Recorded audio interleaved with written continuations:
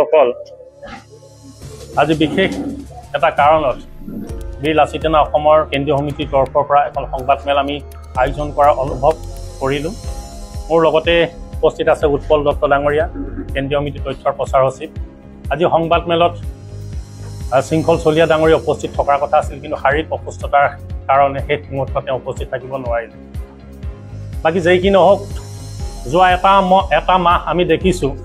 যে জুবিন গাৰ্গৰ মহাপ্ৰস্থানৰ পিছতে সৰ্বস্তৰ অসমীয়া মানুহ এটা শোকসাগৰ বিলীন হৈ আছে। কেওফালে জুবিন গাৰ্গৰ যিটো মৃত্যু, মানুহৰ মাজত শংকা সন্দেহ জাগৃত হৈছে যে এই মৃত্যু স্বাভাৱিক মৃত্যু নাছিল, এই মৃত্যু অস্বাভাৱিক মৃত্যু আছিল। গতিকে সেইকাৰণে সৰ্বস্তৰ তাৰ প্ৰতিবাদ হৈছে। জুবিন গাৰ্গৰ মৃত্যু কেনেধৰণে হ'ল তাক জানিবৰ কাৰণে সৰ্বস্তৰত অসমীয়া মানুহে সকলো দিশতে এখন সংগ্ৰাম আৰম্ভ কৰিছে। সামাজিক মাধ্যমতে হওক, বিভিন্ন ক্ষেত্ৰত দেখিছে জাষ্টিছ বিচাৰি ইতিমধ্যে আন্দোলন কৰিবলৈ আৰম্ভ কৰিছে। গতিকে এই মুহূৰ্ততে অসমীয়া মানুহে মোৰ মুখ্যতঃ এটা বিষয় জানিব বিচাৰিছিল, সেইটোৱে হ'ল যে জুবিন গাৰ্গ কেনেকুৱা কি প্ৰেক্ষাপটত তালৈ যাবলগীয়া হ'ল, তেওঁৰ ইচ্ছাৰ বিপৰীতে তেওঁক তালৈ লৈ যাবৰ কাৰণে বল দিয়া হৈছিল নেকি, বলপূৰ্বকভাৱে তেওঁক লৈ যোৱা হৈছিল নেকি, সেইকেইদিন তেওঁৰ কেনেধৰণে আছিল, পিছদিনা কেনেকুৱা পৰিৱেশ পৰিস্থিতিত তেওঁৰ মৃত্যু হ'ল, বা কোনে তেওঁক পানীত নামিবৰ কাৰণে বাধ্য কৰিলে, বা পানীত নামিবলৈ যাওঁতে কিয় তেওঁক বাধা দিয়া নহ'ল, এনেকুৱা বহুবিলাক প্ৰশ্নই অসমীয়া মানুহৰ মন মগজু আচ্ছন্ন কৰি ৰাখিছে। কাৰণ অসমীয়া মানুহে সদায় এটা কথা বিশ্বাস কৰি আহিছে যে জুবিন গাৰ্গ আমাৰ এটা সাহস আছিল, আমাৰ প্ৰত্যয় আছিল, আমাৰ এটা অহংকাৰ আছিল বুলি কৈছে। জুবিন গাৰ্গে যোৱা সময়ছোৱাত যিধৰণে সৰ্বভাৰতীয় পৰ্যায়ত বিভিন্ন ক্ষেত্ৰত সংগীতৰ জগতখনত যিটো একক আধিপত্যবাদ প্ৰতিষ্ঠা কৰিলে, যাৰ জৰিয়তে অসমীয়া মানুহক বিশ্ব দৰবাৰত প্ৰতিষ্ঠা কৰিবৰ কাৰণে যিটো যাত্ৰা তেওঁ লৈ গৈছিল, সেইকাৰণে আমি সকলো স্তৰতে কৈছোঁ জুবিন গাৰ্গ আমাৰ কাৰণে সাহস আছে। অসমৰ জাতীয় জীৱনৰ সমাজ জীৱনৰ যেতিয়াই বিপদৰ অশনি সংকেত পাইছে, যেতিয়া সমস্যাৰ ভাৰাক্ৰান্ত হৈছিল, তেতিয়াই জুবিন গাৰ্গ সোচ্চাৰ হৈছিল, তাৰ বিৰুদ্ধে প্ৰতিবাদ সাব্য কৰিছিল। শাসক বিৰোধী কাউকে তেওঁৰ ৰেহাই দিয়া নাছিল। সেইকাৰণে কৈছিল আমাৰ কাৰণে এটা সাহস আছিল, আমাৰ এটা অহংকাৰ আছিল। গতিকে এই সম্পদভাগী যিধৰণে ইয়াৰ পৰা লৈ গুচি যোৱা হ'ল, যাৰ প্ৰত্যক্ষ বা পৰোক্ষ পৃষ্ঠপোষকতাতে হওক বা তেওঁলোকৰ তাগিদাৰ কাৰণে এই সম্পত্তি আমাৰ মাজৰ পৰা হেৰাই গ'ল, তাৰ ন্যায় জানিবৰ কাৰণে, তাৰ প্ৰকৃত সত্য জানিবৰ কাৰণে অসমীয়া মানুহে হাহাকাৰ কৰি পৰিছে। কিন্তু এতিয়ালৈকে আমি সেই ন্যায় পোৱা আমি দৃষ্টিগোচৰ হোৱা নাই। এতিয়া কালিৰ পৰা পুনৰ এখন নাটক আৰম্ভ হোৱা আপোনালোকে দেখিবলৈ পাইছে, যে যি সময়ত সকলো স্তৰত যেনেধৰণে সামাজিক মাধ্যমতে হওক, ডিজিটেল মাধ্যমত যেনেধৰণে এটা প্ৰতিবাদ সাব্যস্ত কৰিছে, বিভিন্ন ক্ষেত্ৰত জুবিন গাৰ্গৰ ন্যায় প্ৰাপ্তিৰ যিখন সংগ্ৰাম এটা শক্তিশালী ৰূপত জনমত তৈয়াৰ কৰি আগবঢ়াই লৈ যোৱা হৈছিল, এই সময়তে উদ্দেশ্য প্ৰণোদিতভাৱে ষড়যন্ত্ৰমূলকভাৱে তাক সস্তীয়া আৰু তৰল কৰিবৰ কাৰণে, টুলুঙা কৰিবৰ কাৰণে শাসকীয় দলটোৱে ইতিমধ্যে ইয়াত অৱতীৰ্ণ হৈছে। এটা কেইদিনমান আগত আপোনালোকে দেখিছে এটা ভিডিঅ', মই চাই এতিয়া ভিডিঅ'টো নাপালো। তাত অসমৰ আটাইতকৈ প্ৰভাৱশালী মুখ্যমন্ত্ৰী ডাঙৰীয়াই, যোগ্য দক্ষ মুখ্যমন্ত্ৰী ডাঙৰীয়াই দ্বিধাহীনভাৱে কৈছিল, আত্মবিশ্বাসৰ প্ৰত্যয় কৈছিল যে জুবিন গাৰ্গক ন্যায় কোনো দিব নোৱাৰে, জুবিন গাৰ্গক ন্যায় কংগ্ৰেছে দিব নোৱাৰে বা বিৰোধী দলসমূহে দিব নোৱাৰে, জুবিন গাৰ্গক ন্যায় কেৱল হিমন্ত বিশ্ব শৰ্মাই দিব পাৰিব, জুবিন গাৰ্গক ন্যায় কেৱল বিজেপি দলটোৱে দিব পাৰিব বুলি কৈছিল, বিজেপি চৰকাৰখনে দিব পাৰিব বুলি কৈছিল। এতিয়া সেই কথাখিনি চাই কালিৰ যিধৰণে দিলীপ আমাৰ শইকীয়া ডাঙৰীয়াৰ নেতৃত্ব যেনেধৰণে ৰাজপথত পুনৰ জুবিনৰ ন্যায় বিচাৰি আগবাঢ়িলে, গতিকে আমি মানুহ এটা বিভ্ৰান্তিত ভুগিছো যে প্ৰথম কথা হ'ল চৰকাৰৰ দল দুটা পৃথক নেকি, চৰকাৰৰ দলৰ মাজত যিটো সামঞ্জস্য তেওঁলোকৰ থাকিব লাগিছিল, সামঞ্জস্য তেওঁলোকৰ নাই নেকি, আমাৰ মনত প্ৰশ্ন উদ্বেগ হৈছে। গতিকে যি সময়ত হিমন্ত বিশ্ব শৰ্মাৰ নেতৃত্বাধীন চৰকাৰখনে কৈ আছিল যে আমি ন্যায় দিম বুলি অসমৰ ৰাইজক আশ্বস্ত কৰিবৰ কাৰণে তেওঁ চেষ্টা কৰিছিল, অসমৰ ৰাইজক তেওঁলোকে প্ৰতিশ্ৰুতি প্ৰদান কৰিছিল, তেনেকুৱা মুহূৰ্তত কালিৰ পৰা যি ধৰণৰ তেওঁলোকৰ নৃত্য নাটিকা আৰম্ভ কৰি এটা কথাই প্ৰতীয়মান কৰিছে যে দল আৰু চৰকাৰৰ যিটো ভাৰসাম্যতা থাকিব লাগে, সামঞ্জস্যতা থাকিব লাগিছে, তাত তিলমানো তেওঁলোকৰ নাই। আৰু দলে নিশ্চিতভাৱে চৰকাৰখনৰ যিজন মুৰব্বী হিমন্ত বিশ্ব শৰ্মাৰ নেতৃত্বৰ যি চৰকাৰখনৰ প্ৰতি যি ধৰণৰ বিশ্বাস, ভৰসা আৰু আস্থা থাকিব লাগিছিল, আমি দেখিছো এই আস্থা যেন কোনোবাখিনি দলটোৰ মাজত সেই আস্থা নাই। গতিকে সেই কথাখিনি দৃষ্টিগোচৰ হৈছে। তাৰ সমান্তৰালভাৱে যিখন আন্দোলন আমি কৈছোৱে, তাক নস্যাৎ কৰিবৰ কাৰণে, তাক টুলুঙা কৰিবৰ কাৰণে, তাক সস্তীয়া কৰিবৰ কাৰণে তেওঁলোকে বিভিন্ন ক্ষেত্ৰত তৰল সস্তীয়া যিবিলাক মন্তব্য তেওঁলোকে প্ৰদান কৰিবলৈ আগবাঢ়িছে। আমি ভাবো এই কথাটোৱে জুবিন গাৰ্গৰ যিটো ন্যায় প্ৰাপ্তিৰ যিখন সংগ্ৰাম, এই সংগ্ৰামখনক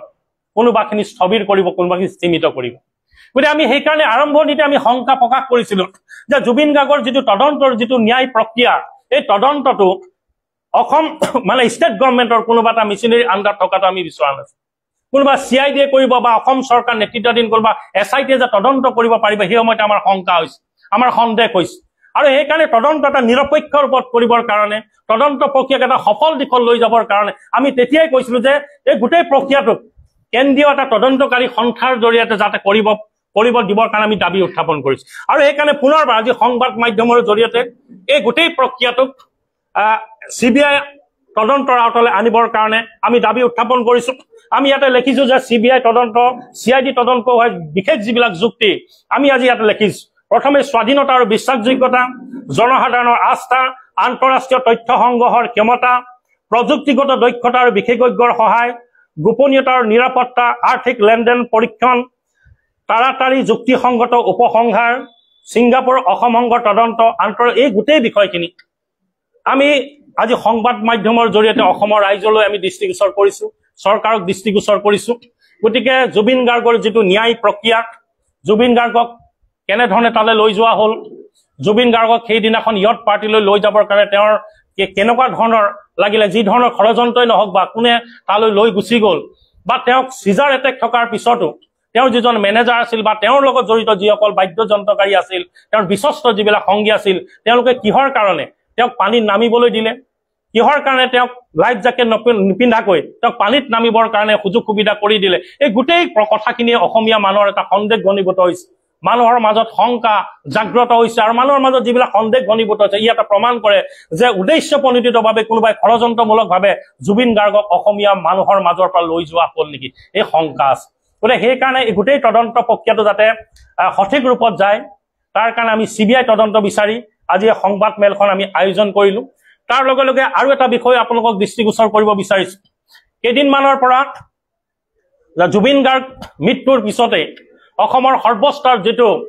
সাম্প্ৰদায়িকতাৰ বিষবাস্পই মানুহৰ মন মগজু আচ্ছন্ন কৰি ৰাখিছিল, এই গোটেই সাম্প্ৰদায়িক বাতাবৰণটো কিন্তু নষ্ট হৈ গ'ল। তাৰ লগে লগে আমি অসমীয়া মানুহ হিচাপে জীয়াই থকাৰ যিটো প্ৰক্ৰিয়া, অসমীয়া হিচাপে জীয়াই থকাৰ যিটো প্ৰৱণতা, এই প্ৰৱণতাটো লাহে লাহে গঢ় ল'বলৈ আৰম্ভ কৰিল। আমাৰ মাজত ভাগ ভাগ হৈ থকাৰ যিটো প্ৰৱণতা সি লাহে লাহে নাইকিয়া হ'বলৈ আৰম্ভ কৰিছে। এতিয়া পুনৰ এটা সাম্প্ৰদায়িক বাতাবৰণ তৈয়াৰ কৰিবৰ কাৰণে চৰকাৰী হওক বা বিভিন্ন ক্ষেত্ৰৰ প্ৰত্যক্ষ পৃষ্ঠপোষকতাত কিছু ব্যক্তিয়ে হাত উজান দিয়া দৃষ্টিগোচৰ হৈছে। লাগিলে কোনোবা জুবিনৰ সমাধি ক্ষেত্ৰতে হওক বা বিভিন্ন ৰাজহুৱা বিভিন্ন ক্ষেত্ৰত লাহে লাহে সাম্প্ৰদায়িক যিবিলাক বাতাবৰণ তৈয়াৰ কৰিবৰ কাৰণে শ্লোগান দিয়া লাহে লাহে দৃষ্টিগোচৰ হৈছে। গতিকে এই কথাখিনিৰ পৰা মই ভাবো যে অসমীয়া ৰাইজে আঁতৰি থাকিব লাগিব, তেওঁলোকৰ কূট কৌশল আমি অনুধাৱন কৰিব পাৰিব লাগিব। আৰু ভৱিষ্যতলৈকে যাতে জুবিন গাৰ্গৰ যিটো ন্যায় কাৰণে আমি এখন যুঁজ, আমি ঐক্যবদ্ধ যিখন যুঁজ আগবঢ়াই লৈ যাবৰ কাৰণে আমি সংকল্প লৈছো, এই যুঁজখন যাতে ন্যায় প্ৰাপ্তিৰ শেষলৈকে আমি চলাই লৈ যাব পাৰো তাৰ কাৰণে আমি সজাগ সচেতন হৈ থাকিব লাগিব। কোনোবাৰ কোৰ চক্ৰান্তত ভৰি দি যাতে এই সংগ্ৰামখন বিপথে পৰিচালিত নহয়, সংগ্ৰামখন আধাতে যাতে স্থবিৰ হৈ নাযায় তাৰ কাৰণে আমি চেষ্টা কৰিব লাগিব। তাৰ লগে লগে শেহতীয়া মূল কথাটো এইটো হৈছে যে জাষ্টিছ ফৰ জুবিন গাৰ্গ আমি লিখিছো, হয় জাষ্টিছ বিচাৰি আমাৰ এখন সংগ্ৰাম আগবাঢ়ি গৈছে, কিন্তু তাৰ সমান্তৰালভাৱে আৰু এখন সংগ্ৰামো আমি মনোনিৱেশ কৰিব লাগিব, আমি দৃষ্টি নিক্ষেপ কৰিব লাগিব। সংগ্ৰামখনক শক্তিশালী ৰূপত আগবঢ়াই লৈ যাবৰ কাৰণে আমি সচেষ্ট হ'ব লাগিব। সেই কথাটো হৈছে যে জুবিন গাৰ্গৰ যিবিলাক গীত, জুবিন গাৰ্গৰ কথা, বিভিন্ন বতৰা তেওঁলোকৰ জীৱন চেতনা, জীৱন চৰ্চাত যিবিলাক কথা প্ৰতিফলিত হৈছিল, সেই কথাখিনি হৈছিল যে অসমীয়াত্বক তেওঁ প্ৰতিনিধিত্ব কৰিছিল। মুম্বাইত যেতিয়া তেওঁৰ অপাৰ সম্ভাৱনাৰ তাত তেওঁৰ অৱস্থান লৈছিল, সেই সময়ত তেওঁ পুনৰ অসমলৈ গুচি আহিছিল। সেইকাৰণে অসমীয়া মানুহে কাকো খাতিৰ নকৰা যিটো মানসিকতা, অসমীয়া মানুহৰ যিটো জাতীয়তাবাদ তাক প্ৰতিষ্ঠা কৰিবৰ কাৰণে তেওঁ যোৱা সময়ছোৱাত কাম কৰিছিল। আৰু সেইকাৰণে অসমীয়া মানুহৰ কোনোবাখিনি জনগোষ্ঠীয় বিদ্বেষ হৈছে বা কোনোবাখিনিত যেতিয়া কেৰুণ আহিছে, আমাৰ মাজত ভাগ ভাগ হোৱাৰ যেতিয়া প্ৰৱণতা আহিছে, সেই সময়তে জুবিন গাৰ্গে সেই সময়ত সোচ্চাৰ হৈছিল, মাত মাতিছিল আৰু অসমীয়া জাতিটো সদায় সমৃদ্ধিশালী এটা স্বাভিমানী যাতে জাতি হৈ থাকিব পাৰি তাৰ কাৰণে তেওঁলোকে কাম কৰিছিল। গতিকে সেইকাৰণে এতিয়া জাষ্টিছ ফৰ জুবিন, কাইলে আমাৰ শ্যামকানু মহন্তই হওক, শেখৰ গোস্বামীয়ে হওক বা সিদ্ধাৰ্থ শৰ্মাক কাইলে আইনে যি শাস্তি দিয়ে দিব, আইনে তদন্ত প্ৰক্ৰিয়া যেনেধৰণে যাব লাগে, আমি ভাবো তদন্ত প্ৰক্ৰিয়াটো কোনোবাখিনিত লেহেমীয়া হৈছে, তদন্ত প্ৰক্ৰিয়াতে কোনোবাখিনিত অসমীয়া মানুহক আশ্বস্ত কৰিব পৰা নাই। সেইকাৰণে আমি কাকো CBI তদন্তলৈ তাক প্ৰক্ষেপ কৰিব লাগে। CBI তদন্ত কৰক, তদন্ত প্ৰক্ৰিয়া বা যি আহে আমি মানি ল'ম এই সময়। কিন্তু তাৰ লগে লগে আমি আৰু এটা বিষয় আগবঢ়াই লৈ যাব লাগিব যে জুবিন গাৰ্গৰ ন্যায় প্ৰাপ্তিৰ লগে লগে যাতে আমাৰ অসমীয়া জাতি অসমীয়া জাতীয়তাবাদৰ যিটো সংজ্ঞা জাতীয়তাবাদৰ যিটো ধাৰা আমাৰ অসমীয়া জাতিৰ যিটো চিন্তা চেতনা তাকো যাতে প্ৰতিফলিত কৰি আমি আগবঢ়াই লৈ যাব পাৰো বুকুত কৰি আমি লৈ যাব পাৰো মই ভাবো তেতিয়াই জুবিন গাৰ্গৰ প্ৰতি আমি যিটো ন্যায় বিচাৰিছো তেওঁৰ প্ৰতি উপযুক্ত সন্মান শ্ৰদ্ধা প্ৰদৰ্শন কৰা হ'ব গতিকে এতিয়াৰ পৰাই জাষ্টিছ জুবিন গাৰ্গৰ সমান্তৰালভাৱে বীৰ লাচিত নাথ অসমৰ সৰ্বগ্ৰ স্তৰতে সমগ্ৰ খিলঞ্জীয়া জাতি জনগোষ্ঠীক ঐক্যবদ্ধ কৰি জাতীয়তাবাদৰ এই ধাৰাটোক খুব শক্তিশালীৰ ওপৰত আগবঢ়াই লৈ যাবৰ কাৰণে আমি চেষ্টা কৰিম ভৱিষ্যতলৈকে যাতে কোনোবা সাম্প্ৰদায়িক বিক্ষোভাস্প বিয়পাই ধৰ্মীয় উন্মাদনা যাতে কোনো সৃষ্টি কৰিব নোৱাৰে তাৰ এটা বাতাবৰণ তৈয়াৰ কৰিবৰ কাৰণে আমি বীৰ লাচিত নাথে কাম কৰিম বা জাতি সত্তাটোলৈ যিবিলাকে বিভাজনকামী শক্তিয়ে জাতিটোৰ মাজত বহুটা বিভক্ত কৰিবৰ কাৰণে চেষ্টা কৰিছে অপশক্তিটোক চিনাক্ত কৰি যাতে এই সমৃদ্ধিশালী জাতিটোক পুনৰ বিশ্ব দৰবাৰত আমি জিলিকাই ৰাখিব পাৰো তাৰ কাৰণে পৰৱৰ্তী পৰ্যায়ত আমি কাম কৰি যাম গতিকে এই কথাখিনি অসমবাসী ৰাইজক অৱগত কৰিবৰ কাৰণে আজি সংবাদমেলখন আমি আয়োজন কৰিলো গতিকে বিশেষ আৰু বক্তব্য আমি একো নাই গতিকে ইয়াত আমি এই কথাখিনিয়ে লাষ্টত আমি কৈছো যে নৰ্থ ইষ্ট ফেষ্টিভেল আয়োজক আৰু জুবিন গাৰ্গৰ লগত থকা তেওঁৰ বিশ্বাসযোগ্য স্বাৰ্থপৰ লোকসকলৰ চৰম অৱহেলা আৰু গাফিলতিৰ বাবেই জুবিন গাৰ্গৰ দৰে এটা মানৱ সম্পদ আমাৰ মাজৰ পৰা যে হেৰাই গ'ল তাত ইয়াত থকা আমাৰ বা অসমবাসী ৰাইজৰ কাৰো দ্বিমত নাই গতিকে ৰাজপথত বিজেপি চৰকাৰখনে কালিৰ পৰা যিটো ন্যায় প্ৰাপ্তিৰ যিখন সংগ্ৰাম তেওঁলোকে ৰাস্তাত পুনৰ ওলাই জুবিন গাৰ্গৰ যিটো ন্যায় বিচাৰিলে আমি ভাবো এটা চৰম বাতুলামি হৈছে কাৰণ চৰকাৰ যিখন চৰকাৰে ন্যায় প্ৰদান কৰিম বুলি আত্মবিশ্বাসৰ প্ৰত্যয়েৰে অসমৰ ৰাইজক আশ্বস্ত আৰু প্ৰতিশ্ৰুতি প্ৰদান কৰিছিল সেই চৰকাৰৰ মুৰব্বীজনৰ বিষয়ে বিভিন্ন যেতিয়া সন্দেহ আৰু আঙুলি প্ৰশ্নৰ আঙুলি তুলিছে সন্দেহৰ আঙুলি যেতিয়া টুৱাইছে আমি ভাবো কোনোবাখিনিত জুবিন গাৰ্গৰ যিটো ন্যায় এই ন্যায় আমি যেনেধৰণে বিচাৰিছো কোনোবাখিনি সেই ন্যায় পোৱাৰ পৰা আমি বঞ্চিত হ'ম আৰু সেইকাৰণে ন্যায় যাতে এটা সঠিক প্ৰকাৰে দাবমান হয় সঠিক দিশত যাতে যায় তাৰ কাৰণে আমি গোটেই তদন্ত প্ৰক্ৰিয়াটো CBI-লৈ হস্তান্তৰ কৰিবৰ কাৰণে বীৰ লাচিত নাথ অসমৰ মঞ্চৰ তৰফৰ পৰা সমগ্ৰ অসমবাসীৰ হৈ আমি আহ্বান জনাইছো ধন্যবাদ যদি আৰু কাৰোবাৰ কিবা ঠিক আছে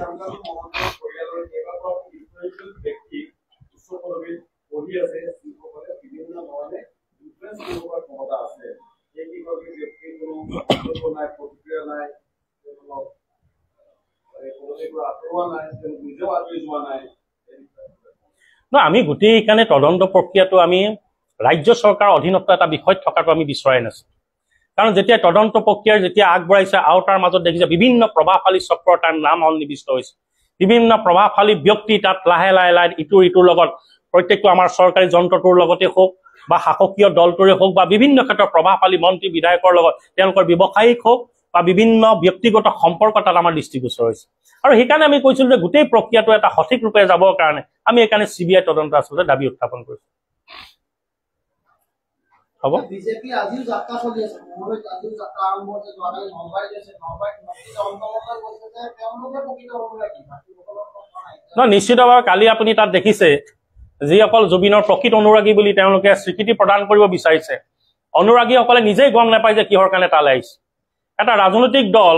যেতিয়া ৰাজনৈতিক দলৰ নিৰ্বাচনী সভাবিলাক অনুষ্ঠিত হয় বিভিন্ন প্ৰলোভন যেনেধৰণে পইচাৰ প্ৰলোভন দি তেওঁলোকক যে মাতে বিভিন্ন আঁচনিৰ প্ৰলোভন দি যেনেধৰণে মাতে ঠিক একে তদ্ৰুপ আমি দৃশ্য তাত দেখিবলৈ পাইছো বোলে তেওঁলোককো তেনেধৰণে মাতি অনাইছে ৰাজপথত তেওঁলোকে কৰিছে মই এটা কথাই ক'ব বিচাৰো যে তেওঁলোকৰ এই ৰাজপথত ওলোৱা সংগ্ৰামখনে ঐক্যবদ্ধভাৱে জুবিনৰ যিটো ন্যায় বিচাৰি আছে তদন্ত প্ৰক্ৰিয়াটো সঠিক দিশত হ'বৰ কাৰণে যিটো প্ৰবল জনমত তৈয়াৰ কৰি অবিৰম নিৰবিচ্ছিন্ন ৰূপত যিটো হেঁচা প্ৰদান কৰি আছে তাক তুলুঙা হস্তীয়া কৰিবৰ কাৰণে তেওঁলোকে অগ্ৰসৰ হৈছে গতিকে এইকাৰণে আমি কওঁ যে ৰাইজ বিভ্ৰান্তিত ভুগিব নালাগে ৰাইজে যেনেধৰণে ন্যায় প্ৰাপ্তিৰ যিখন সংগ্ৰাম লৈ গুচি গৈছে এই সংগ্ৰামখন পুৰাদ্ৰমে পুনৰ শক্তিশালী ৰূপত লৈ যাবৰ কাৰণে আমি ৰাইজক আহ্বান জনাইছো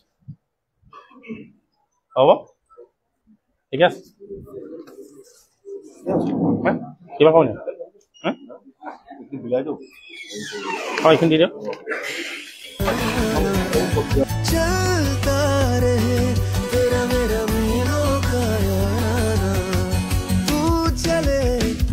करोड़ों दिलों में करके घर स्प्लेंडर तय कर रहा है याराना मीलों का हीरो स्प्लेंडर याराना।